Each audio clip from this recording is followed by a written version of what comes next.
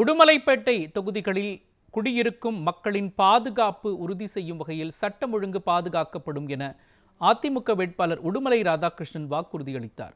திருப்பூர் மாவட்டம் உடுமலைப்பேட்டை பகுதிகளில் தோட்டத்து சாலைகளில் குடியிருக்கும் மக்களிடம் அத்தொகுதி அதிமுக வேட்பாளர் உடுமலை ராதாகிருஷ்ணன் வீடு வீடாக சென்று தீவிர வாக்கு சேகரிப்பில் ஈடுபட்டார். அப்பொழுது சமீப காலங்களில் தோட்டத்து சாலையில் குடியிருக்கும் மக்களிடம் கொலை மற்றும் கொள்ளை சம்பவம் நடப்பதை தடுக்கும் வகையில் சட்டம் ஒழுங்கு பாதுகாக்கப்படும் என்று அவர் உறுதியளித்தார். பல்லடம் மற்ற பகுதிகளில் வர வேண்டியது, கொள்ளையடிக்க வேண்டியது, அதே மாதிரி கொலை பண்றதுல இதெல்லாம் அங்க நடந்தது.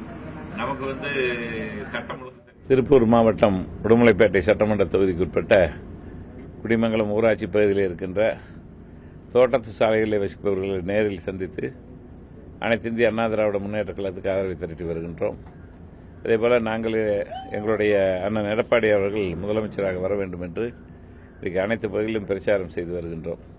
குறிப்பாக சொல்ல வேண்டும் என்று சொன்னால் தமிழ்நாட்டில் சட்டம் ஒழுங்கு சீர்கேடு, குறிப்பாக கோவை மாவட்டத்தில் ஆனாலும் சரி, நம்முடைய திருப்பூர் மாவட்டத்தில் பல்வேறு இடங்களிலே தோட்டத்து சாலைகளிலே கொள்ளையடிப்பது, கொலை பண்ணுவது என்பதெல்லாம் கடந்த ஆண்டுகளிலே பல இடங்களிலே நடைபெற்றது. இதையெல்லாம் கண்டித்து நாங்கள் முதன்முறையாக தமிழகத்திலேயே நாங்கள் தான் ஆர்ப்பாட்டம் நடத்தினோம், சட்டம் ஒழுங்கு சீர்கேட்டை கண்டித்து.